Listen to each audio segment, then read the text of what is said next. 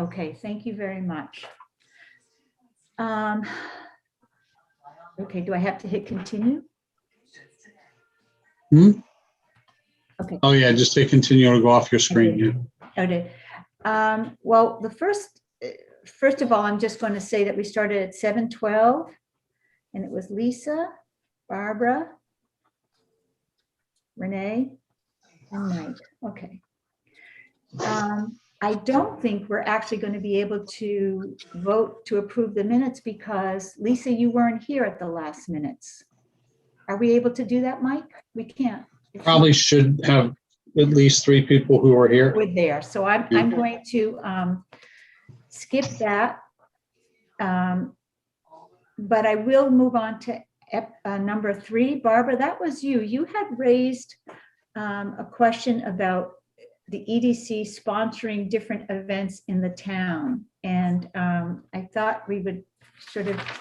I attended, and I don't know if it was because there were a couple of things that I did, and I don't know whom I sent what to, whether it was you or Susan Anderson, but I attended one of those teas at Blythewood a couple of weeks ago that it really puts the area, Blythewood or whatever else we might have that we want to highlight in a very good position. And it's a nice fundraiser for them. And I don't know if we could work with groups in town, encourage them to do something similar. So basically for $25, you got 2 scones and a cup of tea and a mug of, a teacup full of tea, which was very elegantly served at Blythewood. But just the ambiance and the aura, it was something different. So I was thinking we could have, because our sales at Grinnell's, for instance, are extremely attractive. Imagine being a tourist and saying, oh, gee, I had tea on bone china cups on the beach in Tiverton. Mm-hmm. Wouldn't that be a good, a good touristy, a good getter in for people?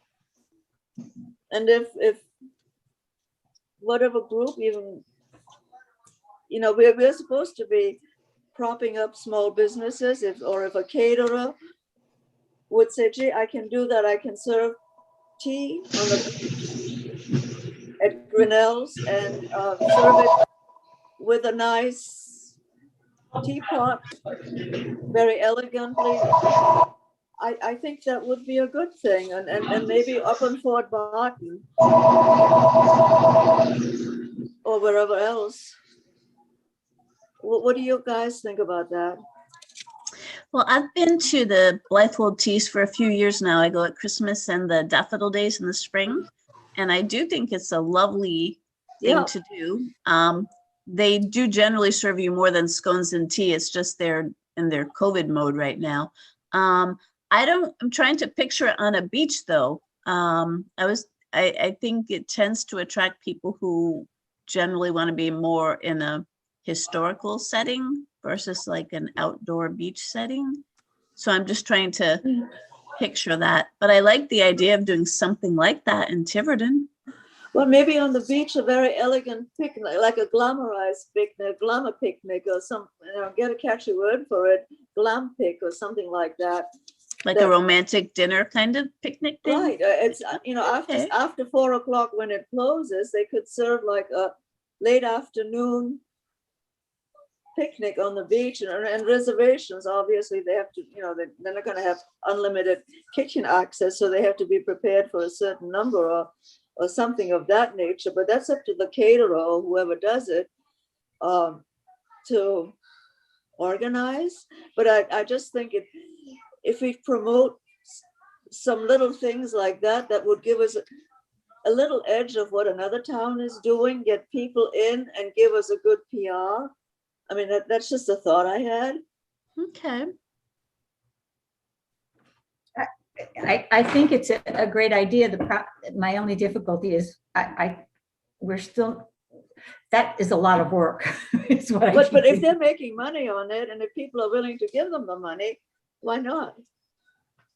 I mean, people don't really hesitate for something different now to spend a little and to say you have a unique experience doing something like that. Yeah. I mean, I think it would have to be explored a little further. Yeah. It might be helpful if maybe even you could talk to Blythewall and find out what exactly it entails to do that, so that we would have some more specifics. But the other thing that I thought of as you were talking was that I think the point of what you were trying to do was to get some involvement through the town and get some involvement with the businesses.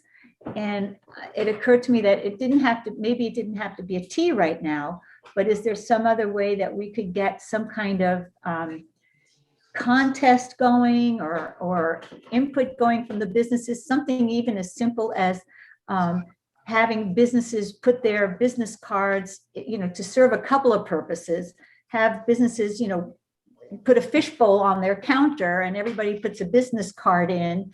And at some point, we have a drawing and pull out a business and they become like business of the week or something that we could put on the website. Because I think I think what we're trying to do is kind of generate some enthusiasm and sort of make people aware of who we are. And I wonder if there are ways. The Arts Council is about to hide these 20 figures, concrete little figures in town. Just wait a minute, I'll get you one.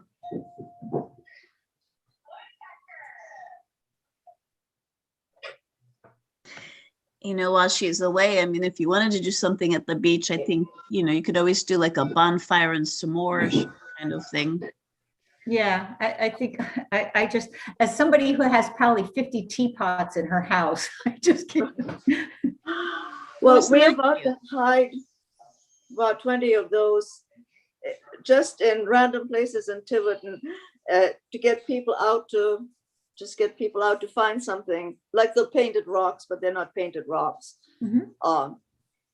If businesses were to hide something of theirs onto, if we could have something and hide them, and each business would have a gift certificate or something in there, maybe people would go looking and exploring and then talk about it.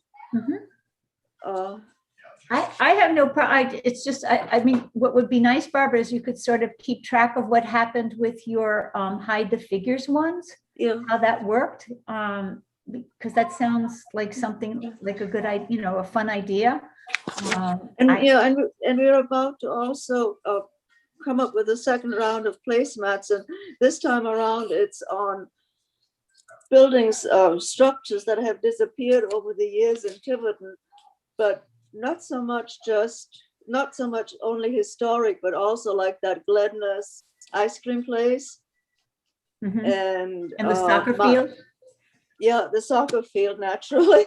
Yeah. And a few others, and see what people think, just a little brief history about each of those spots. It's fun. And it'll maybe get people talking about the community. Mhm. It's really very difficult to gauge what will get people enthusiastic about I know, anything. it's really It's hard. just one of those things. It's really hard. I know, I understand that. Just as an aside, one of the things that you should make use of is the website, so that if you have an event or something that you want to do, you should contact Dave Robert, because he's been very good at putting things up on the website. He has, on the sidebar, you can go to events, but for example, they have one now, there's an art show and I think, it's just another place to advertise, so that the website, I'm hoping that as we start putting more things on it, people will get used to checking into it.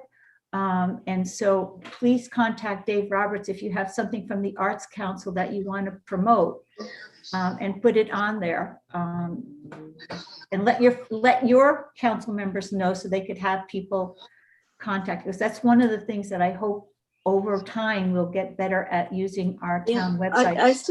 I still wish Tiverton would have, maybe as part of that, of the town website, have one section is of current things happening. That's what he is. Yeah, but but people think of it as something they have to go if they find out where to put their garbage or something like that. It's not a fun place. It's usually, you don't look at the website for some fun information. Well, talk to Dave Robert. He has a section that's called events. At least you can put it up there. And if you Yeah, start, anything helps. yeah, anything. So definitely put that up. And if you can keep track of like what happened with your hide things, that would be great. And if you wanted to call Blythewald and find out like what the specifics were about how they did that, that would be really helpful, because I'd like to talk to somebody like a bakery. We lost a bakery, but somebody that needs a little bit extra boost to maybe enhance their business, to broaden it. If they would be interested in doing something like that, or what they would suggest might be doable. Mm-hmm. Mm-hmm. Well, and the other thing is, now that COVID's opening up, there is more flexibility in terms of the kinds of events that you can do, because people can. So, I mean, part of it, you being outside, whatever. But if you want to just sort of follow up on that, that would be great, Barbara. Okay. The Four Corners Business Association. I'm just going to go through this.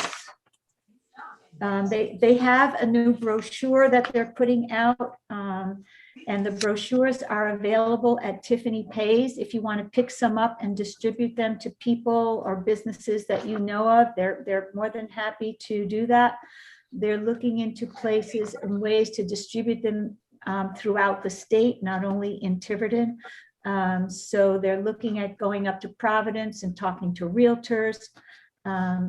They have new banners that have been ordered, so they're going to be putting those out. And they have a website that they've updated. So that's something that you can look towards. It's a very dynamic group, I have to say. I'm just, every time I go there, it's like, whoa, these guys really have it all together. They have their they know what they're going to do for advertising. They all have a fund that they chip into. They're trying to reach out to other businesses, because not everybody in the Four Corners area is in the Four Corners Business I know Association. there are disputes. So they're looking into that. I know one of the concerns they had, and this is something that I actually checked with the town, and one of the concerns they have is that there are no trash receptacles in the Four Corner area that are town receptacles. It's all, private businesses. I checked with the Department of Public Works, and there are no trash can receptacles throughout the town, only at the town farm. But they're going to look into doing something themselves, because it's definitely an issue down in Four Corners, because people come, and no matter how many garbage cans there are, they're always having to pick up trash. So that was one of the other things that they were concerned about. And obviously parking, we had started talking about this. And they're trying to sort out parking among themselves, who's got parking spaces, whose staff is where. Groundswell has brought a lot more business, and that's in a sense making more problems with the parking. They have made a couple of changes. Groundswell went before the planning board. They've made a couple of changes in terms of their parking. They no longer have tables across Neck Road on the garden side, and they've opened up some spaces next to the building, the main building, so that they don't have to have that crossing back and forth. But that parking is a major issue, and it hasn't even gotten to be full summertime yet. And apparently they're concerned that there will also be weddings coming down, because now that things are opening up, the meeting house is going to be used for weddings, so parking will only get worse. So that's just something that we all need to be aware of. I don't really know how to fix that, because, there are areas of mutual parking, but that depends on each business being able to say, okay, you can use 10 of my spots. But that's just a real issue down in the Four Corners that they're dealing with. they are, Rhode Island Department of Transportation has put, I think we mentioned this the last time, has put some crossings there, signs for crossing, pedestrian crossing, but again, people will cross where they want to cross. But they are going to be painting crosswalks soon. One at Groundswell and one to the south of the traffic light. So those were the things that were their main concerns: parking and trash receptacles. And then they're doing a lot for their own business association to, advertise and make sure that issues, their area is promoted not just in Tiverton, but throughout the state and southeastern Massachusetts, which they are doing. They are going to use, I have to keep reminding them to use the website as well, because we need to get that moving. Like, that's the place to go if you want to find out what's going on in town. So I have to keep reminding them to use that. And then other issues that they talked about, different summer events that they're having. I did notice that one show is on our website, so I was glad that somebody had done that. And I'm going to, like I said, keep reminding them to put things like the South Coast tours on the website so that they can we need to keep that updated. And that's basically what they did. They're a good group. They're very dynamic.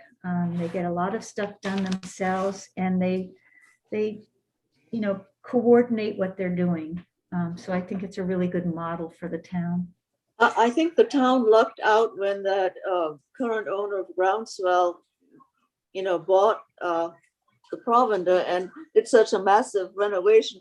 And he seems to have enough resources and enough savvy to do it in a real classy way. Mm-hmm, mm-hmm. Because the Four Corners has come a real. I moved here in '63, and it was a dead corner with a gas station still in front of the provender and all of that. And then it kind of just struggled along, and the Sol Seabury House was a museum for a while. Mm-hmm. And then Jim Lear got hold of it, and he had a great vision, but I don't think he had quite the financial backing to do this major thing that they're doing now. I mean, I think they still have issues. Obviously, traffic, septic is an issue. And like I said, they did the Groundswell people did go before the planning board to make sure, because there were some issues that had happened that they, needed to clear up. But I think those are all being managed now. I think it's really great that they are doing as much as they're doing, and it's becoming, but the thing that, I'm sorry, I lost my train of thought for a second. The thing that's really kind of nice about them is that it sort of, we've talked about branding before, and I think this is one spot in Tiverton that sort of gives Tiverton kind of a brand. I mean, it's like we're this historic, kind of artsy. So that's something to look at. I mean, we keep it in the back of your head when we're talking about branding. That is one part of our branding. And I think I think he has a feel for repurposing an old building, like what he just did to the old Wilcott, the Easter Wall, the art where the art people were in. What he just did is, with very little change, just the paint and the cleaning it up and the brick walkways on the side now and all of that. I think imagine if something like that could be done in North Tiverton. And I keep looking at North Tiverton. I keep looking in Warren, because they had some really bad stretches, and they're getting there, and like down on Water Street. And I keep thinking, now what building could be adapted for what, and what could be, and it's sort of a fine line to get some architect in and just with a few tweaks keep what is there but make it better. Yeah, so I think it's an example of things that can be done. I think it's something that we should keep in the back of our heads in terms of where it could be applicable in other places in town, in terms of branding. I mean, I just think it's interesting. It's a learning thing for us too, as an EDC, to see what can be done. Yeah. And I'm on the historic preservation board, so I get Susan Anderson's feed into, you know, it should be all very historic and this and that, and she's a purist. And on the other hand, if you think back, who on the earth would want to go back 200 years and slog through a mud street, past outhouses, past where the manure pile from the barn is? They are getting and outhouses, that's not real. Barbara. I mean, that might be authentic, but that's not realistic. So it's got to be a medium between whatever. All right. I think I won't be there at, I will be going to their meetings. They keep me on the agenda, they keep me on their meeting notice, so I'm always aware of what's happening. And I think it's been helpful for me to get to know the business owners there, and to be able to learn from them. The next thing on the agenda is the Connect Greater Newport meeting.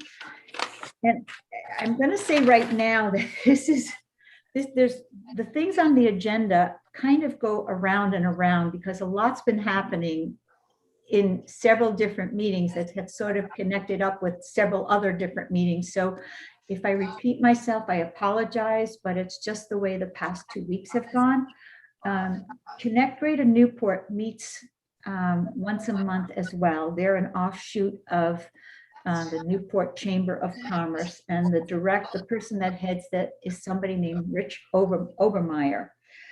What they were talking about this time was the continued issue of the difficulty finding workers for the different jobs that are available now, especially as summer's coming up. And what was interesting to me was that, you know, initially people were saying it's all because people are getting money and they don't have to work, but they've actually been looking into it more. And I think what's really interesting is that it's not just people getting money so they don't have to work. It's people who have decided that, you know, they're old enough that they can leave the workforce. So they've left. A friend of mine did that. She was a teacher. COVID came. She had 1 year to go, and she decided it was good enough for her, so she was going to retire. She left the workforce. It wasn't because she was getting money. It wasn't because, you know, whatever. It was because it made sense for her as a personal decision to leave the workforce. The other thing they mentioned was, you know, that there are people, because of schools and the situation with schools, that have not been able to coordinate daycare with working, and so they've not been able to go back into the workforce, because who's going to take care of the kids? And especially if you have a job that starts at 5 and goes to 11 or 3 to 11, who takes care of the kids if daycare centers aren't open? They're not open that time anyway. Other things that they talked about was that they actually looked into the difference in terms of unemployment claims between this year and the year before COVID. And according to the figures that he got, just looking at Newport and Bristol, there were only 151 more unemployment claims during the COVID year than during the year before. So it's not like all of a sudden people decided not to work. It's like, you know, or it's not that big. It wasn't like a big drastic change. They found it wasn't as big as that. And in the state, according to them, 32,000 people have just left the workforce, have decided that it's time, you know, they're done, you know, whether it's they could take early retirement, or whether it's because they, decided, some people have just decided to do something different. They're doing an online course, and because their business was closed down, this was the opportunity for them to do it. So it's not this one thing, you know, they're not getting money and that's why everybody's staying home. It's a much more diverse bunch of reasons that people are doing this. And But- I think that was interesting. And the other thing that was also interesting is that they talked about seasonal visas were not being issued. So that, for example, people that were in, like an example for me that I know is that many times skiers, when you're the people that are from South America, who it's the summer there, come up to the north because they want to be ski instructors. So this is the perfect time to do it. But if visas are not being issued to come into the country, these people from South America or wherever they want to come from, Australia or wherever it's winter when it's summer here, are not able to come. And not only that, but even if they do come, the problem is they're finding that the wages that they're earning do not pay for the housing that they have to pay. So there are a lot of there are a lot of reasons why people are not, there are not workers to fill these positions, is what they're saying. And I thought that was a really interesting discussion. That is, yes. I'm still mind boggled that some things are back ordered and you can't get them. For instance, now I deal with the biggest flag maker in the United States and all of that. The American flags, even normal size is 5x8 or so, are back ordered into August. A few days ago, I ordered a 30x50 foot flag, which is huge, and that won't be in until November. That is crazy. Well, it's the supply chain. They keep talking about Yeah, the supply but chain. they say they want to have it made. It's made in America. Their cloth no longer comes from America because it's no longer produced here. That's all produced in China. There's no factory that will make that particular Tough-Tex material here. But it's amazing how it like mushrooms that you can't get it. I will mention one thing that happened at that meeting that came up at other meetings is the issue of broadband in the state. Yay. And I'm going to mention it now because it came up in a bunch of different places.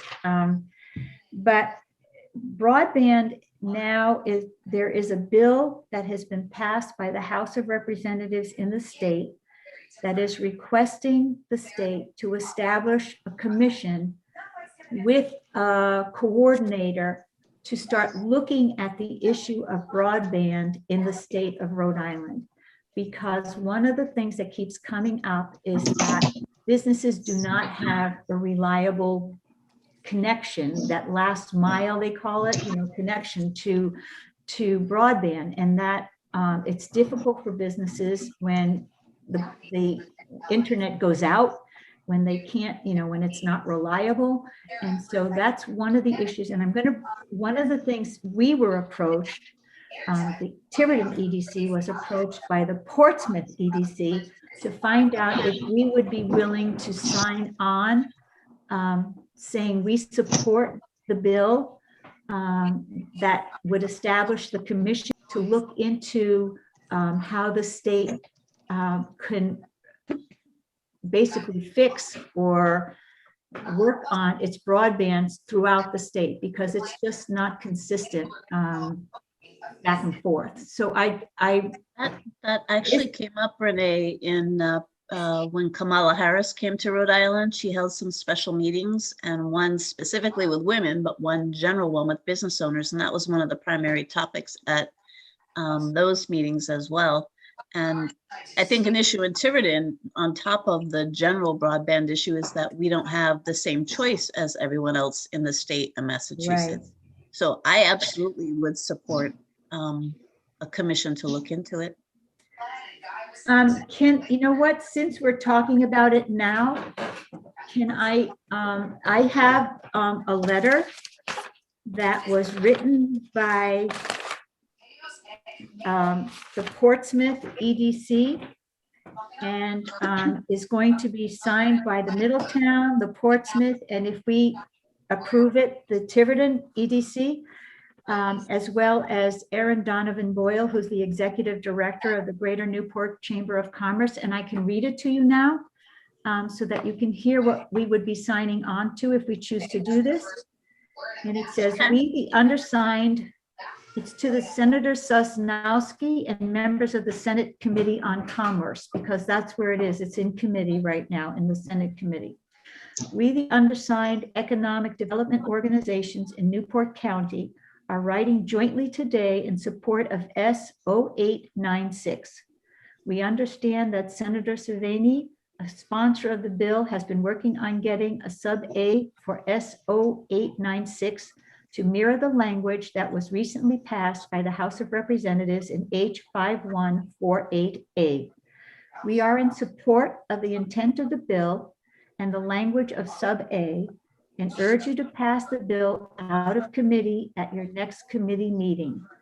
We respectfully ask the Senate to support the initiative as well.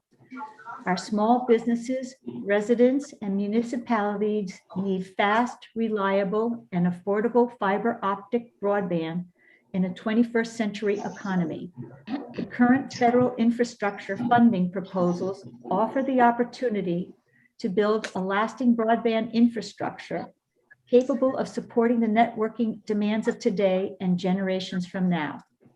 We believe that the Broadband Council and Broadband Coordinator, as proposed, are exactly what Rhode Island needs in order to qualify for the most federal funds and to administer them fairly and efficiently once they are received.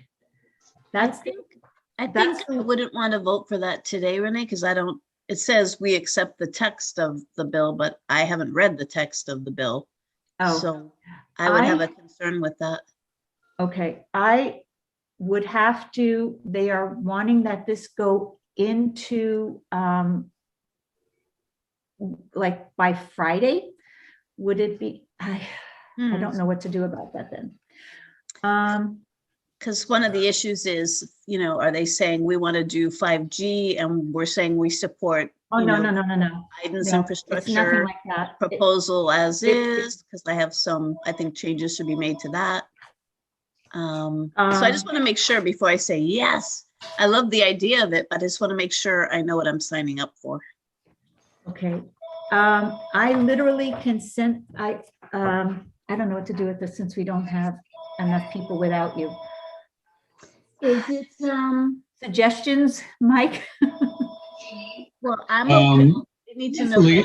Lisa, would you be okay if I pulled it up now to look at, or would you want more time? That would probably, I mean, if it's something that you can pull up and it's pretty clear and we could make a decision now, I'm totally fine with that. I'm not trying to derail anything. No, I understand that. And I certainly understand where you're coming from, usually, Lisa. I've been tripped up by fine print before, so I just want to make sure we. Okay, I agree. I think that's fair. Just give me a second. Okay, thank you. Thank you, Lisa. No, that's fair. I have no problem with that, really. I should have sent this to people. What's the number, Renee? It is S 0896. This man said he was grossly misunderstood in the US and I was misunderstood in Russia. Sarah? So first off, and Renee, I don't have everybody's emails to do this, so if you can blind forward this to folks, but I'll pull it up too. I just want to give everybody a copy. Okay, let me see if I can do this. I apologize. No, I'll do it. I just want to send it before I forget. Renee, if he sends it to you, if you can just forward it to me from your phone, I'll get it. Okay. Yeah. I think that's what you were saying, right, Mike? Yep. Okay. And plus, I'm going to pull it open right now. Okay. Thank you, Mike. Oh, you're welcome. So let's see. No, that's not it. You should see the bill now. I do see it. Yep. Yes, I can see it. So I'm just going to scroll to the first section, give you a chance to read that section. Tell me when you're done with line 13. Line 13, okay.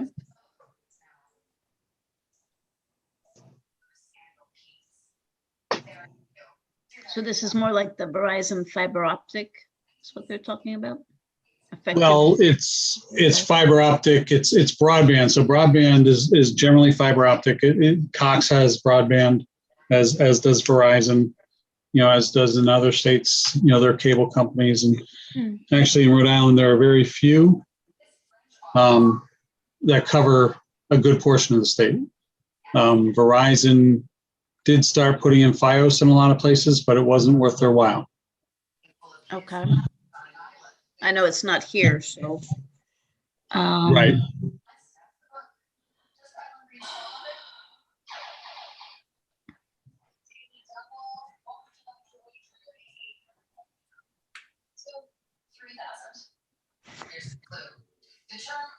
I mean, personally, I don't think we can avoid doing it. It's important for the 21st century. But you continue, keep going down, Lisa. I really don't feel, I Okay, really. Yeah, just tell me when you're done with that line and then I'll move We'll to go the next. down. Oh yeah, I'm done with it. All right, so that takes you to, tell me when you get to 7. If you want to scroll down a little bit, I see 1, 2, 3, and 4 on my computer. Oh, you do? Okay. Yeah. 1, 2, 3, 4. Oh, actually, if you, What do you need? are you, so when you say 1, do you, and you might have to scroll back up, is it in light of? Oh, you meant line? Okay, so I'm sorry. what I was reading? So I'm in section 7, which is line 2 on the second page. Gotcha. Okay. And that's exactly what I was starting to read. Okay. Okay. Barbara, you good, or should I stay I'm there? good. All right. So now I'm gonna Okay, this I need to. take us that far. What does this know yet? What is Austria? Sarah, twins and triplets 400. Also known as this type of twin. So this commission is just to look into it and make recommendations and try and connect in with whatever federal funding might become available. Is that correct? Yeah, and I think you'll see more of that in the actual development program component. This is the rationale for it. This Okay. first section. All right. And I read this as well. Barbara, are you all set? Yes, I am. All right. So you just missed, it says chapter 160 right above that. So 161. Definitions. Ben Gunn is marooned on this title island for 3 years. Evan was treasure island. Yes. Desert Island 2000. In this Walter Farley novel, Alec bonds with the title horse when they are shipwrecked together. What is the Black Stallion? Evan, it's up to you. Twins and triplets as well. I don't know about number 27. I feel like we're underserved in Tiverton with Cox, but that might be a different issue. Oh, most definitely, but nothing we can do about it right now. Comes from sweet sounds. By the A1 gestational type of this condition. Sarah, what is diabetes? Yes. Twins and triplets. Okay. I've read through 34. you okay, Barbara? Yes, I am. All right. For Chang and N? Yes. So vocabulary 800? Or gourmet is a connoisseur. This related foodie starts with the same 5 letters and tries Hold up, somebody from the library's in there? Oh, I guess they do use a lot of internet. Mhm. Oh, yeah. Yes.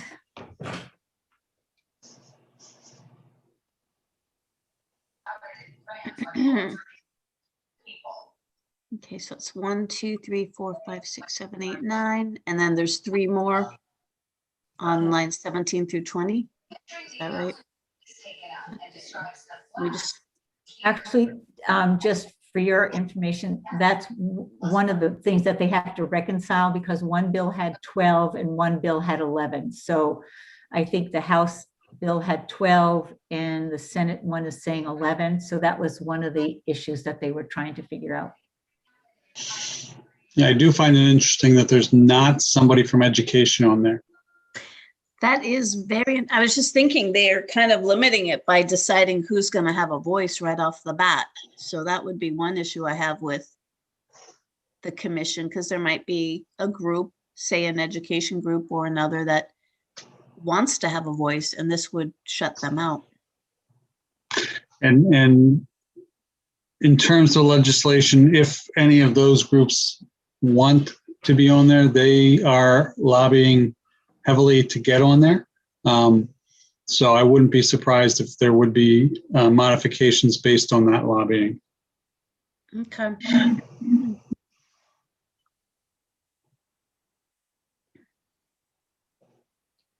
What about the general communities?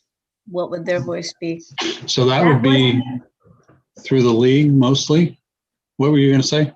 I know that one of the things was the issue of federal organizations. Is that what you're asking about, Lisa?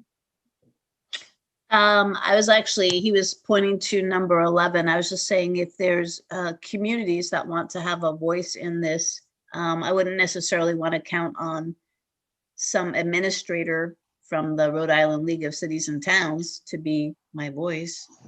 So they are the association that all of the municipalities are a part of. And they generally are the except for the bigger communities like Providence, they're the primary lobbyists on the behalf of cities and towns. Yeah, but and that's one of my concerns is I don't trust lobbyists in general. If you mean advocate versus lobbyist, that might be a better term. But again, different towns have different agendas. So can one person represent, even though Rhode Island's not a big state, can one person really represent the needs of the communities all throughout the state? That's a very fair question, though. From my experience working with them, because I did serve as a lobbyist for about 20 years at the State House for a state agency. Nothing bad intended. No, that's okay. That's okay. And I work for a state agency. So technically they wouldn't call me that. But they do a good job of working through their membership, getting the various perspectives and really making sure they take into account the differences and nuances, and they won't take on issues that are controversial between and among communities. They're big on keeping, a fair funding formula for education, for example, and trying not to, actually one of the things that they focus on is, reducing the burden on towns and putting more on the state for things like that. They're good on, trying to keep business taxes lower, things like that. And just the general business climate too, as well as, bread and butter things like zoning, transportation, those types of things that are bread and butter for towns anyway. There's a big difference between Foster, Gloucester, and Tiverton, Little Compton, if you think about it, even in weather. Yeah, and I understand where you're coming from, Mike, as well. I do feel like this is, some government officials put this together and made it so that the government, I just don't know in terms of a commission, whether it's too narrow. I think the way I looked at it was that it was a first step to coordinating how we approached getting broadband equitably to everybody. One of the things that happens is, I think it says in the bill that we are one of only 2 states that do not have this kind of commission, which makes it difficult for us to apply for federal funding to get the kind of money that we would need to go further with this. And since it was a commission that was going to start coordinating our efforts, this is how I was reading it. So, that's my impression. That's how I was hoping it would work. It sort of made sense to me to get people on board that could read who knew what was going on in the state in the different areas, and in the different areas, both geographically and in the different areas technologically, so that they could look at what makes sense and why we aren't getting the best broadband we can. I know that this has been an issue for many businesses, and basically I just felt like we had to start somewhere, and this made sense to be a good place to start for me. I agree. Yeah, I mean, I think nationally broadband is an issue, not just in. Oh, yeah. I just think that, and yes, conceptually, it's a great idea. I just would have preferred to have a little bit more leeway in terms of who can participate and provide feedback Yeah. to the commission. And I'm And not. note too that those are the voting members of the commission. Because it is a statutory body, it's a public body, so their meetings will have to be open. And most likely they will include public comments.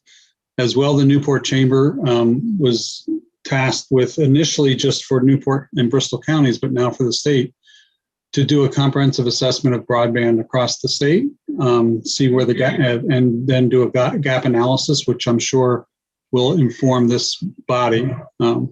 In fact, I think Newport Chamber of Commerce has gotten, I think they said $50,000 to start mapping out where broadband is, where it's a problem. I mean, throughout the state. So they're already starting to work on it.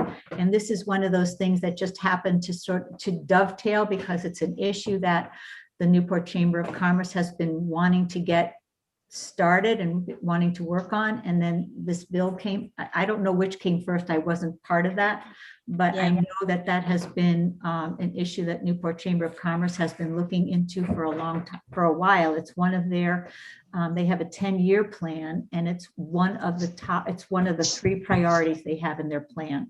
So they did just get a $50,000 grant. I don't remember from who, to start literally using the GIS system to map out where there are really areas that are having great difficulty, but Tiverton is one of them. I mean, there's no question about that. Yeah, Yeah, but chaotic jousting at just how, you know, the state is governed, which is not something that will be solved by arguing against how this particular commission is structured. So there is that possible bias on my part, and something is probably better than nothing.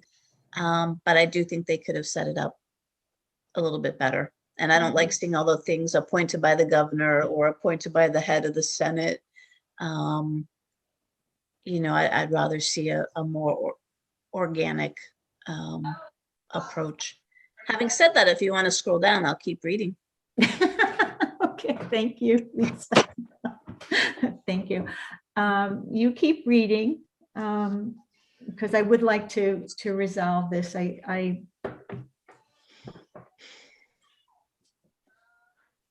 So do you know who they consider to be underserved communities? Has that been defined? So in general, so I'll take it, just let me see where I'm at. I'll take it back up. So a couple things. One, it's both underserved geographically in terms of lack of access, so more rural communities, generally those that don't have any good access, let alone fiber optic. And then the other piece is the George Wiley Center is an anti-poverty group, well-respected anti-poverty group in the state. So it's also, you know, low-income communities, communities of color, and the like, that generally are less well-served. Okay. I think I was here. Yeah. And what about health issues associated with 5G? Will that just be part of what the commission reviews? I didn't hear you, Lisa. What's that? I didn't hear what you said. I'm sorry. Oh, I said there's some evidence that 5G causes cancer, and that it could be a public health issue. So is that going to be part of what the commission's looking at, or will it be purely like, we need 5G, we need broadband, we need it everywhere, and how do we get that, and how do we get the funds to put it here? I mean, I can't speak to them, but I'm sure that somebody will probably provide statistics, information to them around that, and you know, they will, you know, any commission generally takes into consideration the information provided them. How it's used is, unknown. Right. Right.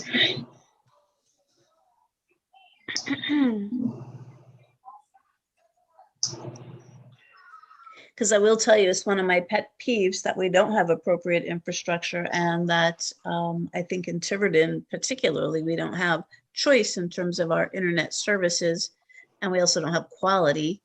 At least I have experienced that, especially working from home. So I don't think it's anything that's going to slow down. It will only go forward, and it would be most unfortunate if every other state gets a lot of federal funding, and Rhode Island did not, because it didn't do the appropriate research and request for funds. So I understand that. So I'm not going to say no to this, but I just, again, I'd hate to say yes to something that could end up hurting us in the long run. Hopefully not. It will depend on how well this committee is run and how the data is utilized.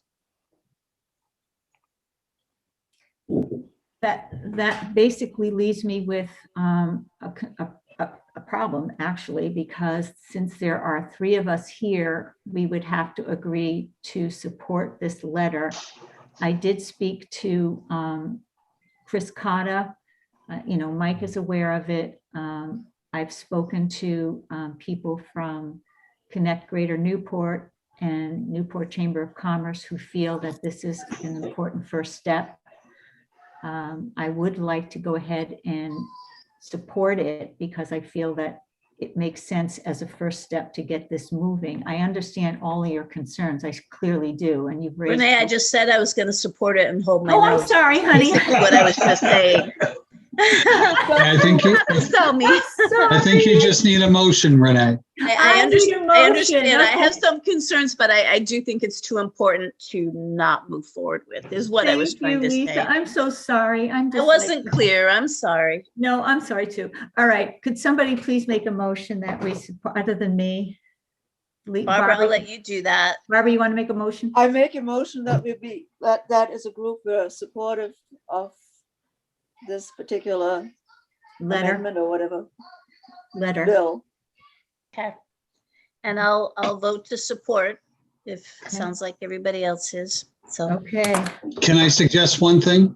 Sure. That you have that also, add on to that. And I don't have that version, but there is a House version, or there will be a House version. I can guarantee that. So just that your support is for both the House and Senate version, as long as they are the same. Okay. Thank you. That's a really good clarification. Otherwise, if there's not a House version, it becomes an orphan bill, as they call them. And usually orphan bills don't make it through the full process. Thank you. I will, I've written it on my letter. I will send it to Steve Johnson tomorrow. We're not the only one who had to go before a board and a council and talk about it. So thank you very much for supporting it. And do you need to sign that, anything to state as the chairman that you support it? What will happen is that according to this, the way he has it, it will be, I will sign it as Renee Jones, chairperson of the Economic Development Commission. Okay, that makes sense. Yeah, Okay. No, that makes perfect sense. Okay, thank you, Lisa. I knew I could. And I knew you would clarify things for me. Of course, I'm going to help you out, but I do ask a lot of questions, as you know. No, so. I think it's great. They were great. Thank you. I appreciate it. I really do. It's been a kind of crazy week. So having somebody ask questions really does help me clarify it. I have no problem with that at all. Not at all. We'll move on to number 7. Okay, like I said, this has been a kind of crazy week. Isabel Marsh is I'm sorry. Mind. No, I was wrong on my numbering. Sorry. Isabel Marsh is the person who has taken over Ashley Medeiros' job with Connect Greater Newport. Okay. You remember Ashley would come to our meetings and help us figure out what our next steps were and what we should be doing as an EDC. Well, Isabel Marsh is now the outreach specialist who's taken over her position. I met with her last week just to introduce myself to her and for her to start, and she's going through in fact, she was going to be at today's EDC meeting, but she double booked herself and she's actually at the Portsmouth EDC meeting. She will be with us the next meeting we have, so you can all meet her and get to know what's going on. She had, in her conversation, and this will get us to our next item because they're all interconnected. In her conversation with me, what came up was that she talked about a bond that had been passed by the people of Rhode Island back in March or April, whatever we voted on. Yes, March, yep. Yep, that was called the Industrial Development Bond. So when she mentioned that, my brain started ticking and I said, wait a second, could you give us more information about this? And she suggested that I call John Riendeau, who's from Rhode Island Commerce. And maybe actually, I'm sorry. I had actually heard this first from John Riendeau, and then she brought it up with like 2 days later. So I said, okay, wait a second. So I had texted John Riendeau. He sent me some information about this bond. And it talks about, it's a bond for $40 million that will be used for industrial site development and will be managed by the Quonset Development Corporation. So what occurred to me was, would this be something that would be appropriate for us to look into? And that's where we're at, looking into getting some funding to help develop the infrastructure at the business park. And so I contacted him and he sent me an email saying, giving me the information about it. And then in the meantime, I met Isabel Marsh, who also brought this up and said, well, maybe you should get back to him and ask him more specifics, which I did. And so this bill is right now in the process of being developed, or this bond is right now in the process of being looked at by Quonset, somebody named Steve King, who's the head of Quonset. And they are going to be developing the guidelines for the application for this funding. So that's one part. I have that information from Isabel Marsh. I've been in touch with John Riendeau, and it's kind of right now in the planning stages at Quonset. Now, concurrent to this, we had this meeting with the town council, and at that meeting, the issue of the business park came up, and there was some discussion about which way would be the best way to approach developing the business park. And so there are sort of differing opinions. One opinion is that we should just wait until people approach us, and such as Longplex did, such as the person from, there's a person who's developing a wood planing business there. Somebody has talked about a storage facility there. Of course, we have the energy thing there. So maybe we should just wait and people will come to us. Part of the problem, and this is my opinion, so I'll just say it's my opinion. One of the difficulties with that plan is that we've actually been waiting for 35 years for people to come to us.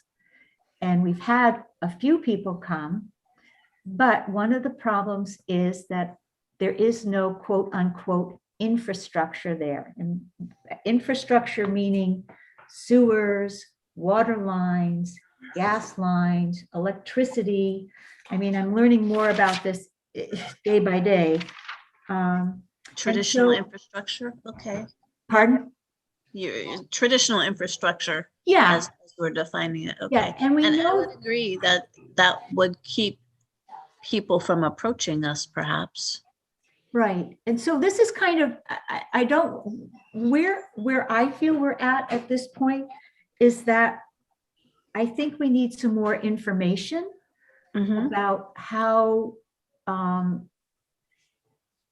possible it is. I have heard back from Isabel Marsh saying, and she's the one that gave me the name of Steve King and said we should contact him and start talking to him about what we're looking for.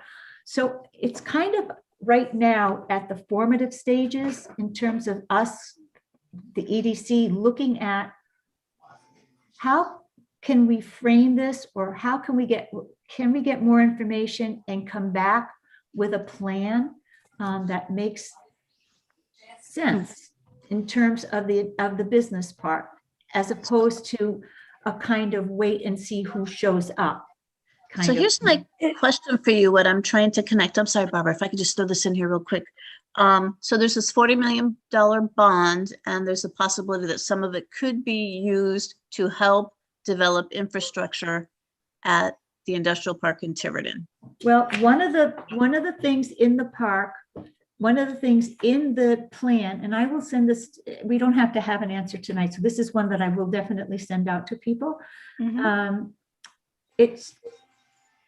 It says, provides $40 million for the Quonset Development Corporation to competitively fund, acquire, assemble, prepare, expand, and/or develop industrial sites and facilities statewide for purposes related to manufacturing, assembly, distribution, production, processing, offshore wind, and other job-producing activities. Okay. The QDC shall negotiate and execute a Rhode Island benefits agreement with projects in which the QDC makes a direct investment. And the QDC, as part of its due diligence, shall also administer small grants for pre-development purposes. Okay, and so you're focused on the grants for pre-development, or, okay. So my comment there would be, we probably would need to move more quickly than not on this one. Otherwise the money will go somewhere else, probably. Mike, you might know more than me about how those things work. Is this what I'm unclear of, because you've been following it more closely, Renee, is this an existing statute that was previously passed for the bond, or is it in the assembly right now? Oh, no, it's been passed. Okay. And apparently, from what I understand, Mike, this is the guidelines for this, according to Mike Riendeau. Let me see if I can find. Do you have a citation for it? Does it give a citation as to how they passed it, when they passed it? Let me get the paper. Okay. As discussed on March 2nd, 2021, the voters of Rhode Island approved bond bill number 7. Okay, so it was the last bond. That's what I want to try to find the history of it. Okay, and he is I'm sorry, I was saying 40 million, it's 60 million. 60 million. 60 million general obligation bond, of which 40 million will be used for industrial site development and will be managed by the Quonset Development Corporation. And approval of this question will allow the state of Rhode Island to issue general obligation bonds, refunding bonds, or temporary notes in an amount not to exceed $60 million to fund industrial facilities, infrastructure improvements to be allocated as follows. That's what he sent me. From what I understand, what's happening now is that Quonset is now starting to work on how to present this. The QDC is now starting to work on how to do this, and that it will be sometime by the end of the summer, September, or the end of the summer, this will be opened up to people. Go ahead, Lisa. You understand this. Barbara. I do, but I interrupted Barbara before, so I want to let her. No. Go ahead, Lisa. No, go ahead, Barbara. It's your turn. No, I'm just wondering how locating our recycling facility or transfer facility, would that change the dynamics up there? And would that make people leery of investing, because they would say Tiverton doesn't really know, with a major recycling or whatever you want to call it there, what kind of business would want to be located next to it? That's a good point, Barbara. That's a good point. Because if I were a elegant business, I mean, I don't know, I just might be leery of all that truck traffic with whatever is on there. Well, I think didn't the bill mention manufacturing, distribution, etc., which would probably be more compatible with that than a more elegant business, as Barbara said. Although we need to, as you know, Barbara, there's plenty of opportunities to develop those kind of businesses as well. I think if we can get assistance getting infrastructure, traditional infrastructure in there, electricity, utilities, roads, etc., I think we should dive on it, because it seems like that's just been an area that we haven't been able to develop the way we'd like for many years. Yeah, and I think given what you would describe with your conversations, Renee, there's, you can do it now and just give you direction to, investigate it further, which I think is what you're asking for. Or, wait until more comes out, but you do want to be positioned for it. They're going to have to write the RFPs and everything, or the regulations on how they're going to put it out. There's going to have to be public hearings on those, most likely. So there is time, but it doesn't hurt to give you some direction to have the opportunity to get some more information. There might be some limitations on what Steve can provide or his staff can provide if it's something that's being competitively bid, because they can give out the same information to everybody, but they can't give one entity, if you will, different information than what they might give everybody else. Yeah, I think that's, I have to say all of this happened like in the space of a week. And my mind was kind of spinning, but I didn't want to let it go, because I felt like, again, the industrial park is older than my kids. And, we've got, and I think this sounded to me on the surface like something that we should at least continue to explore, because you keep hearing of these problems with the business park, industrial park, whatever you want to call it. And I think, if we could come up with some more information and maybe look at, and I intend to talk to, I would like to talk to the planner as well, to sort of get a better idea of where things are and how that all fits together, because it almost seems to me like maybe we could at least look at an area that has already started to be developed, and maybe that's, we section it off. I don't know. This is all ideas that are, as I do my research and start looking at things, I start saying, well, maybe that's an approach. We can sort of say, okay, this area is an area that we can start with this, where maybe we can change where the transfer station is going to be, because the other thing is just what land is the most buildable and what land is worth the most. So in terms of businesses, we should maximize that, it seems to me. But yeah, it seems like an opportunity anyway. So that was excellent that you brought it up, Renee. Yeah. And as an aside,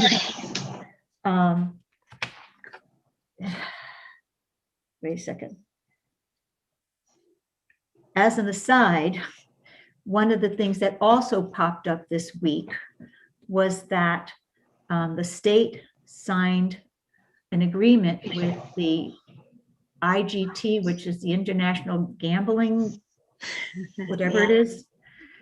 And one of the stipulations in that agreement was that they were going to have to, in a place other than Providence, develop a center that would have 30 technology jobs attached to it.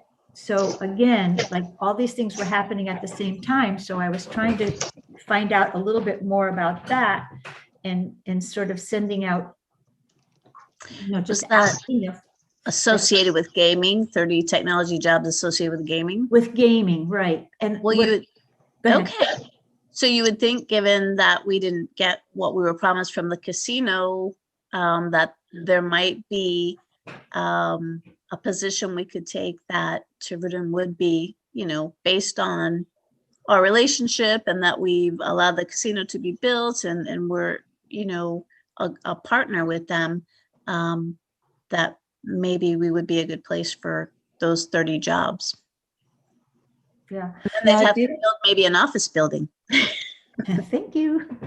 That building behind Seconded Red would be a beautiful building. They have a killer view of the river and everything.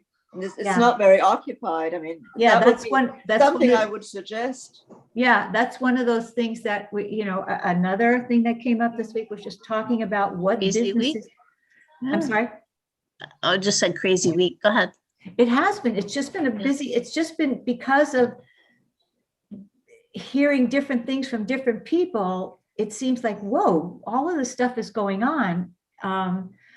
Where do we make a jump? Where do we, what makes sense? And so I'm so glad that the meeting is this week, because it's like, whew.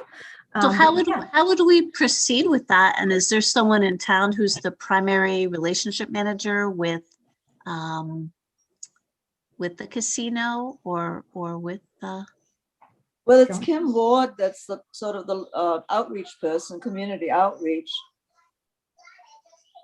I don't know. I don't know her or what her skill set. So Renee, did you get my email the other day that Jay Edwards is looking further into this? Yeah. Yeah. Yeah. And because I responded back to you that, Yeah. that because the bill had, because of another connection with the broadband, I had seen Michelle McGaw's name. And so when I had sort of sent something to her, and she did respond back to me saying, I'm going to ask around. I haven't heard back after that, but you mentioned to Jay and I mentioned to her. So maybe people, if they ask around, we can start looking into that too. And yes, there are, the building behind the vets is a nice, an easy thing. Very Or nice. they want to do something, on the casino property, or they may not want to do it at all. But, Yeah, that's right there. That could work too. You're right. It's just. So here's my suggestion for you, that you take a vote tonight, if you want to go in this direction, to request of the town council that the town administrator, because he's the person most closely connected to conversations with the casino operators and with the state, actually, not necessarily the casino, but with the state, to request that Tiverton be considered for that, whatever you have the language for the out of Providence site, I'll call it. Yeah. So Mike, would they do like an RFP kind of thing? And they won't have to. They're a private corporation. So, I mean, without having the language in front of me, Okay. my sense is they won't have to. And I'll be honest that Twin River / Bally's, their local headquarters is really in Lincoln, and they have a lot of their business infrastructure there. So, Lincoln probably has a leg up on us in that regard. But it doesn't hurt to, put ourselves into the mix. Right. And I'm sorry, Renee, did you say it had to be outside of Providence or outside of? Providence. Okay, so it didn't say outside of Lincoln where it's all sitting anyway. No, it said right. outside of Providence. I'm looking for it right now. I know I have this somewhere. Because the main IGT headquarters is right downtown, right down by the mall. Right. Right. And I'm looking because I know I had this information somewhere and I don't have it right in front of me. But should we make a motion then to write a letter from the EDC contacting the town administrator about this IGT plan that's been agreement, and ask him if he would consider writing a letter to IGT recommending Tiverton be considered. I would put it on the town council agenda. So do an agenda item, Okay, one of the agenda forms, and put it that's what your agenda item is, to request that. okay. And Renee, I can go if we need to go in person and speak to the council about it. Are we allowed to do that? I don't even know if we're allowed to Yeah, do that. generally speaking, if somebody has an agenda item that they've requested, regardless of whether it's from a committee or somebody down the street who wants to put something on, they get let into the meeting when it's time for that agenda item on Okay, Zoom. And certainly whenever it's something related to a commission or a committee, we bring in the chair and or anybody else from that committee that the chair may ask to have in. okay. I would support you if you wanted to do that, Renee. I mean, to Mike's point, it might be already, behind the scenes, there might be a bias towards Lincoln, but we do have a casino here as well. We do have a vested interest in, and we do need business. So it's worth going for. If you don't, what's that expression? If you don't swing the bat, you'll never get a hit. That's right. Well, the early bird gets the worm. Maybe we're Yeah. going to beat some other town. You know what, I'm just feeling like that's kind of where we're at on a variety of things that we need to start stepping up now. And it's partly because things are opening, and like I said, it's just, there were a series of things this week that, because of different meetings, and my ears perked up to this and, contact that. And it's like, whoa, we can, whether we get what we, whether it works or not, I think we need to start getting Tiverton out there so that people start thinking of us that way, as a place where things can get done.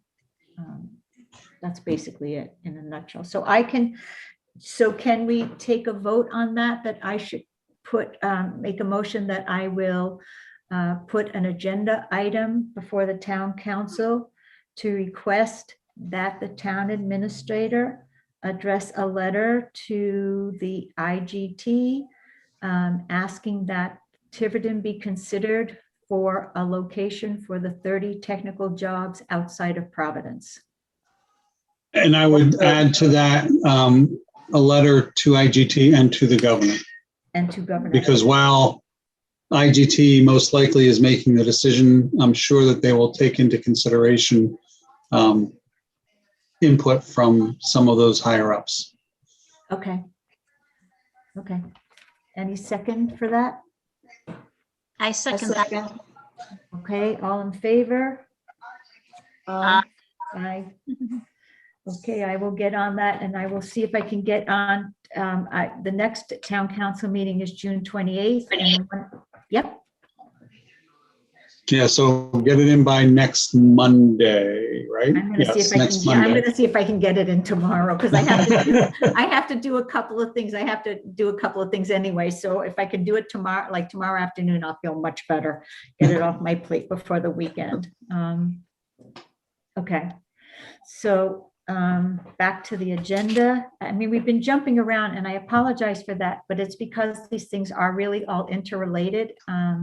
But I just want to make sure that we've done what we need to do. Okay, wait. So we talked about John, information from John Riendeau about the industrial bond, and that we're going to keep working on that. Investigated further was what we decided to do. So I can follow up with that. We talked about Isabel Marsh, the town council with boards and commissions. Before I forget, I think we skipped the EDC website, and I don't want to do that. Because Dave Robert came, in again, talking with people about, different things that the EDC needs, came up with a great idea about using, the treasurer has to send out a letter every December on tangible assets to businesses. And what he suggested that was that we could come up with a letter that could go into that mailing from the town, to the different, because it's going to businesses. So it's, you know, not what, you know, going for everybody's taxes, but it's more geared toward businesses. And inventory and all of that, yeah. Yeah, to have them, you know, to just a quick letter of a little bit of an introduction, and asking them to respond either by sending us their email. We do have those email cards that we made up, so we could even do something like that. And that has to be done by December, or before, because we would have to come up with the letter and come up with what we would like to put in it. So I was just wondering if people would be interested, if that made sense to everybody, if we go ahead and try to do that, so we could get back to Dave and say we're on board with that. Any ideas, anybody, whatever? It really just means that we have to write up a letter saying the members of the EDC, you know, or whatever. However we want to do. Exactly is Actually getting messages. the objective of it again? Because The I know I objective- see it as just kind of a pain in the butt thing I have to do, to be honest with The you. objective is, well, we've been trying for, COVID was like a really interesting time. So many things that we would get information, we could put it on our website, but it didn't, you know, people don't know to go to our website. And so we've been talking, I know I've been talking for about a year or more, trying to figure out a way to get a valid email list for businesses. We've talked about having people in the clerk's office actually add email addresses on whatever form businesses have to do when they register.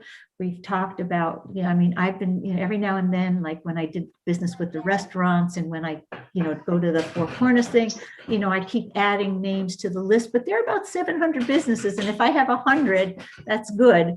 But so You're saying ask them for email addresses in that letter? Is that what you're? yeah, that would be one. Yeah, that would be part of it. Yeah, to say, you know, it would be just what I said. It's so important to be It able would be to get helpful to them, actually. more helpful than to them us. to be able to Yeah. pass out information in a more timely fashion, you know, and to, you know, we have a website, just a letter that lets businesses know that there is a website. We would love to have their email, you know, that kind of stuff. And it would be a way to do it without, we could piggyback with the town's mailing. So my feeling is that that's a nice thing to do. Some might respond. We'd probably get more response if the town put it on when, you know, you have to provide us with your inventory information and your email, and just have the town ask for it in that mailing, and much more likely to get a response than us putting a nice letter and saying, hey, we have a website. Can you give us your email address? Okay. I'm just not sure what the response rate would be. Okay. It might be 1 or 2%. I mean, I'm totally making a guess here. I could be wrong. But I don't know. We've never done it. So it's an option that we have. Yeah. You can also get your news out by, they'll put an enclosure in the garbage bags, in the red, purple bags.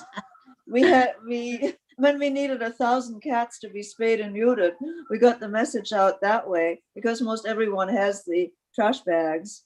That's true. So I guess what would be the constraint with the town just asking for the email on one of their forms?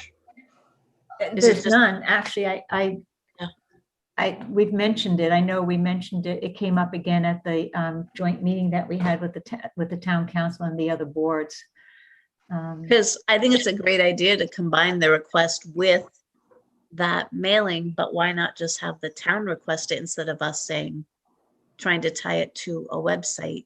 If the town just says, here, provide us with this information, and email is one of those pieces of information that's required.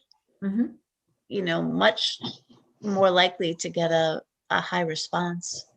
Than Is just what hearing a my couple. opinion.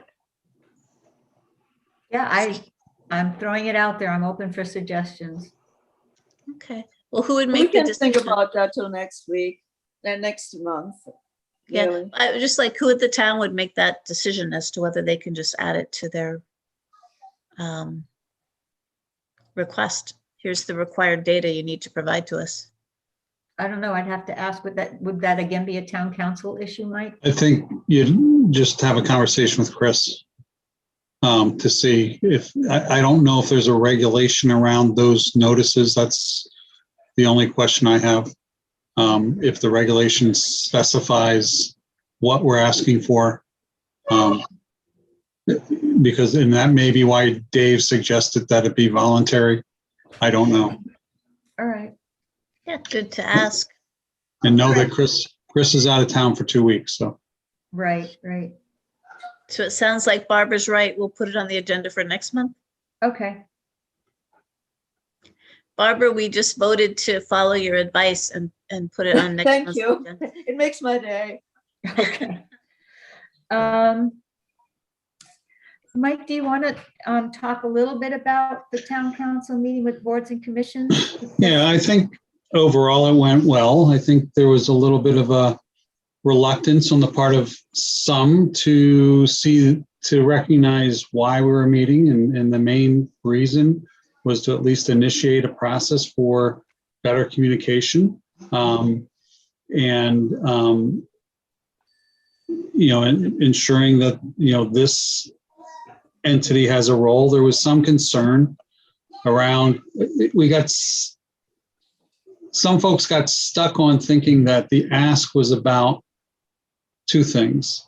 One, the EDC feeling that you need to have approval status for things going into the industrial park.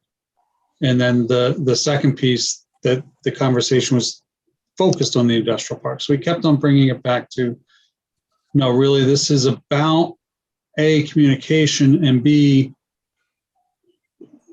deciding whether or not we as a town want to go forward with some effective economic development planning that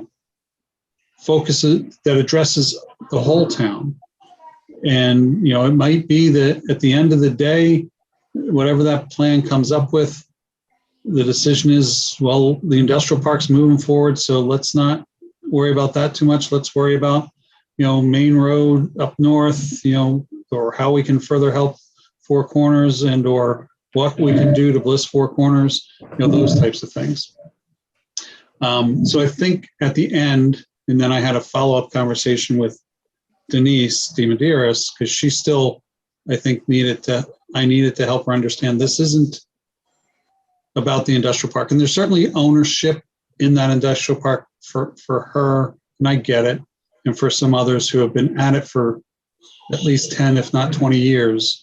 And I guess about 10 years ago, there was a decision to do it the way we're doing it because we weren't getting any plan together on coordinating what should go in there and what shouldn't.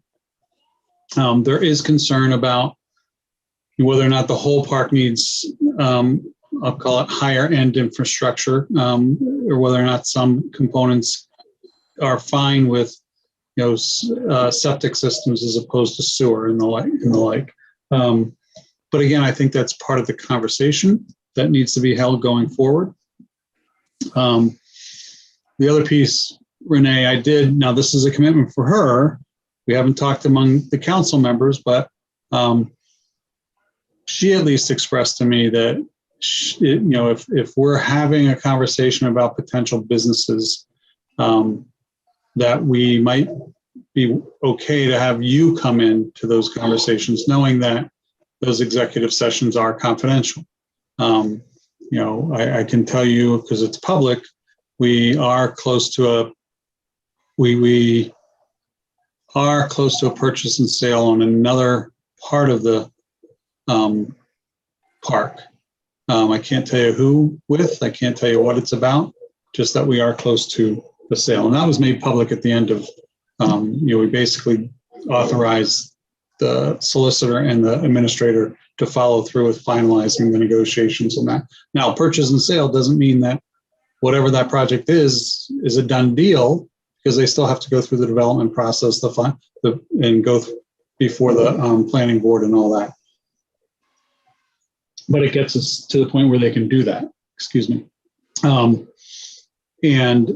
So that is a positive. So I think, from my perspective, what I would suggest, so there was some, I won't name, well, it was public meeting. Susan Gill, did, state, well, if you really want, because we talked about part of the planning process is to say, what kind of businesses do we, Tiverton, want to see go where?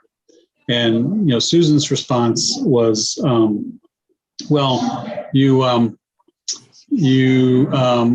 can just look at the zoning maps and what kind of business, what's allowable. And yeah, I've done that. We can do that. And at the same time, that's not a marketing strategy. It doesn't say, okay, well, these 5 types of businesses, just making up a number, can go on Main Road in the North End. I would think that would be something we could have communication and a voice in, to your point.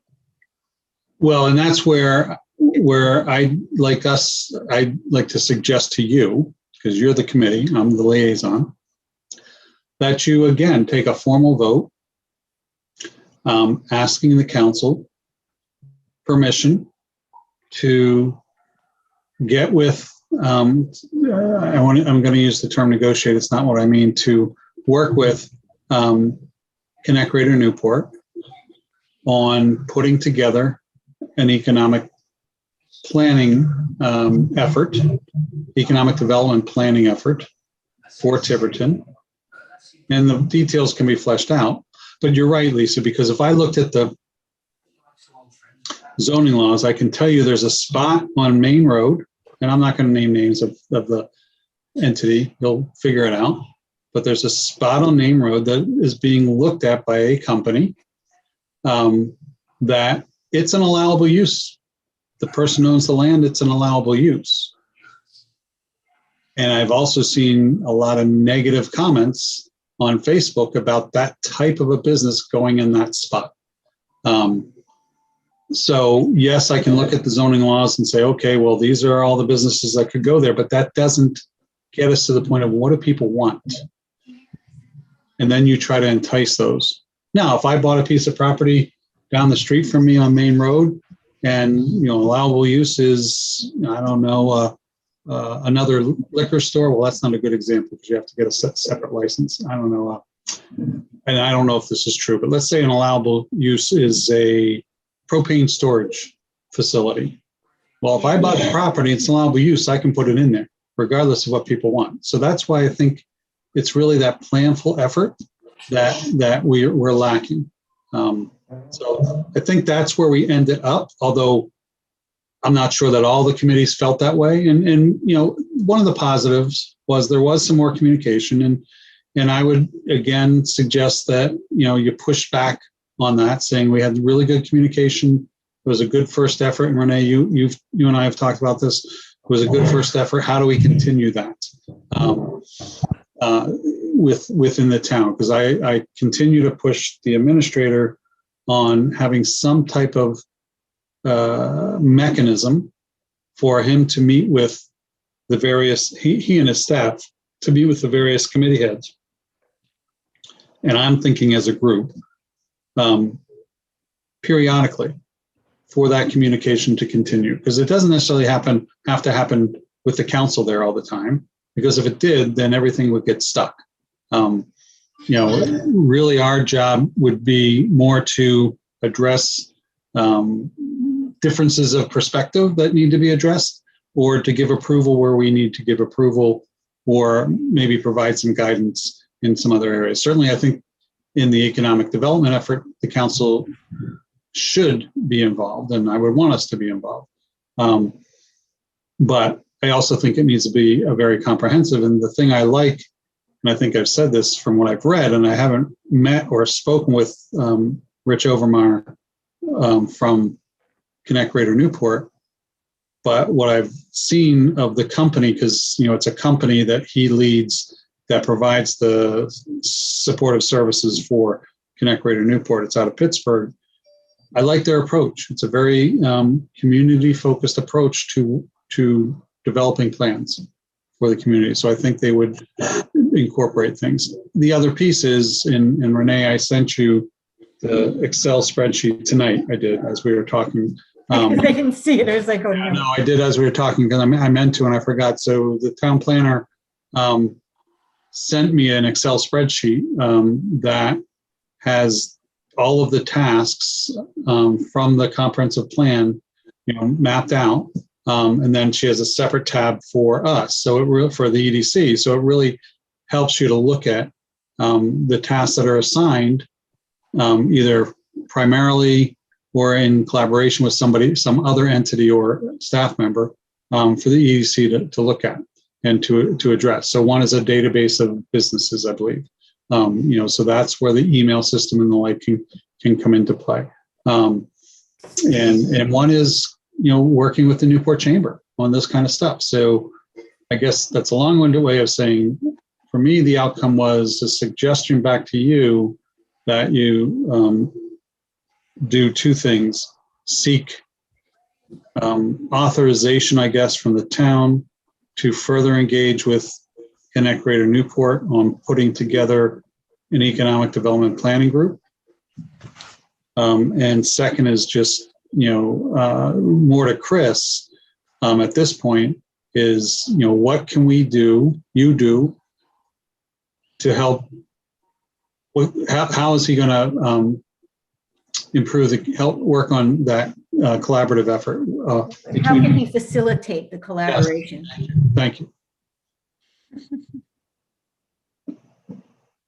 But I think it was a good first start. The other piece that it helped with, because Lisi from zoning was there, and in hindsight, I should have thought of this concern of hers, because zoning is basically a quasi-judicial body that really has to keep themselves out of everything. So she was wondering why she was there, and she pretty much listened. But it also gave her an opportunity to talk about some communication issues, not communication, getting an understanding of who to go to for certain things that they need. So it wasn't about the content, it was about a process. So it was helpful to her in that regard. I think that she was very clear about that, but I think it was helpful because the issue that she brought up was, just needing to have some additional expertise when they're reviewing cases. So I thought that was, so for me, I'm just I'm starring things that have come up for me. So just help me understand for sure. So I need to, for example, the first thing I need to do is put an agenda. I go to the town council requesting an agenda item about the IGT request for the town council and the administrator that the administrator write a letter to IGT and the governor requesting that Tiverton be considered for this position for 30 technology positions. That's number one. And then also we were supposed to take a formal vote among ourselves to find out if it's okay for me to go ahead to ask permission to work with Connect Greater Newport for an economic development plan. So if we can take that vote, then my next step would be to go to the town council again for that. Okay, I would second that, or I'm not sure if I need to make the motion or second it. Were you making the motion or was I? No, could you, no, I'll make the motion. I'm sorry. I was just trying to clarify it. So if you. Yeah, no, I do think we should vote for that. I always thought that once we put all that work into the charter, that we should find a way to actually make it happen. Right. And so this would be a nice pathway to starting that. Okay. So you need a second on that? Oh, I can Barbara? second it. Oh, I'll okay. second. All And we in all favor? Aye. Okay, Stop for everyday low prices. okay. Tell Alexa to be quiet. Look, I heard Alexa back there. it's the funniest thing. We're fading. It's so weird when they talk back to you. It's like a voice from heaven or something coming out. It's like, whoa. Hopefully heaven. Yeah. So could people just at this point take a look at our agenda and make sure that we have spoken about everything and that I've been clear? Because I feel like myself, it's been a very just a crazy few weeks that things have been happening rather quickly. And I just feel like I've been sort of jumping from one thing to the other. And I want to make sure that I've gotten all the information out to people. And quick question, Mike, would it be, I assume that it's okay for me to just forward that Excel sheet if I'd like to the members of the commission? Yeah, I think I put that in the email. Yeah. Okay. So so that you will have all the information that we got from the planning board. That was from the planner, Yeah. Where are we? I think you covered everything. Discussion of items for next month, which we did a Yeah. little bit of that as well already. We're going to talk about next month. We're talking about the letter or the addition to the tax. The thing, mailing, yep. Okay. Okay. Anything else? Go ahead. I don't know if you want to do it next month or probably, I guess. If this commission wants to weigh in at all on the discussion that we'll be having around short-term rentals, then you probably want to do that sooner rather than later. Right now, the solicitor and his staff are drafting a draft ordinance. The council gave some input in some direction to what that should look like. So they're going to come back to us, I'm going to guess sometime in July, to request a public hearing on that. And then, so most likely the earliest that public hearing will be is, unless we do a separate one, is the first meeting in August. But that's the earliest. It could be later, depending on how the process goes. That would be I'm around hopeful that we August. have, yeah, I'm hopeful. I think the 10th actually is a holiday. Well, actually, the 10th is a Tuesday. Oh, okay. Yep. Okay. 9th is the holiday. Yeah. 9th is the holiday. So I'm hopeful that we will have something completed for sometime in September. So it's not going to be for this season because, you know, it takes time and it is a very public process, and it will affect both people who live on streets and may or may not want it on their street, and people who either are doing it now or want to do it, and what that means for them. So it has to be a very deliberative process. I know that there are some who think that, and I know, Barbara, you did some work on it before, and I would agree with you that in hindsight, and I wasn't on the council, but I wish a council previously would have addressed this, but they didn't. So we're at this point. And so it's going to take a little bit of time to get it done, but I'm confident that this council wants something in place as reasonably quickly as possible. Okay. All right. So I think another topic we might take up is, and you touched upon it a little while ago. I assume you were talking about the Four Seasons gas station location. I'm not gonna say. No, but whatever. But I really wish we had some sort of clarification when people buy land for investment in a zoning that it permits all of that. How many hoops then does the town have to? I mean, how many people have to complain, or how is that? How is it that the person then cannot just put there whatever they want to put there? Or for instance, right now, very interestingly, the two people that want to put in the oyster farm down at pretty much almost in front of us, I think the fishing industry or that type of related industry is core to Tiverton. I think it should be permitted. When we moved here, the Tongas were still on the river and all of that. I think it's part of the picture of Tiverton, but there are a whole bunch of people right now in our neighborhood who have their panties in a bunch because they don't want that to happen. And the same happened when somebody wanted to put it in Anaquacket Pond. So and I guess the Coastal Resources is in favor of that, gave them the permit. So can a bunch of people really stop happening from, these self-interest groups? What are the limitations? And I'm not saying all of them are bad or I don't know, but it must be awfully difficult to plan on something in your life's plan and then have a bunch of people come up and say, oh, by the way, I'm new to this town, but that's not what I thought it was about. So in general, that's why there are zoning regulations and the planning board. But if we have those, the zoning, if as you said, permits it, then I don't understand why you have to. Well, they still have to meet the requirements of a regulation. So even if it's a permitted use, there are certain requirements that they have to meet. And it's not an easy process. I can understand that because politics change and interest groups and influential groups in a town change. Yeah, but that shouldn't be the concern. Just setting that aside, regardless of whether or not somebody's opposed to it, there are still regulations that need to be met.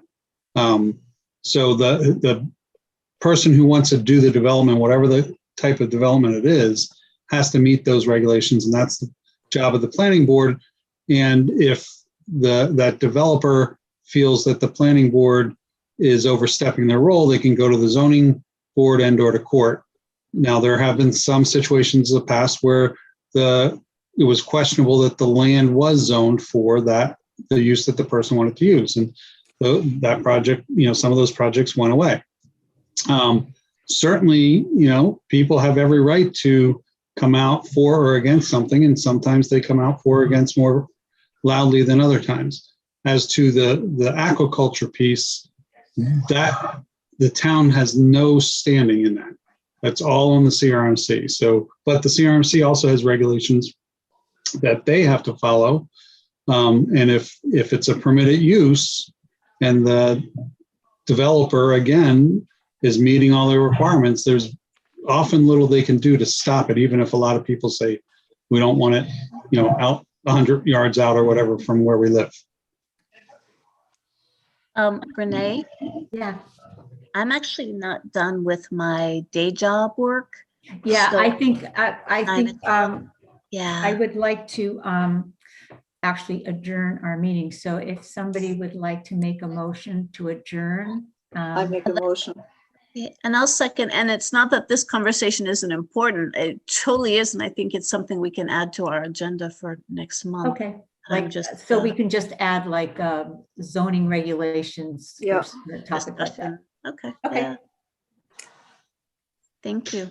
Renee, think about inviting the solicitor to that discussion. Oh, okay. Yeah.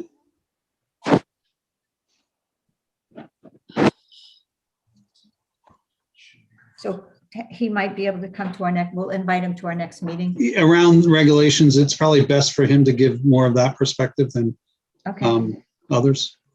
Got it. Okay. So somebody make a motion to adjourn the meeting? Oh, I make a motion to adjourn. Barbara, you I second. And I am in agreement. So we're adjourning the meeting at 9 p.m. And thank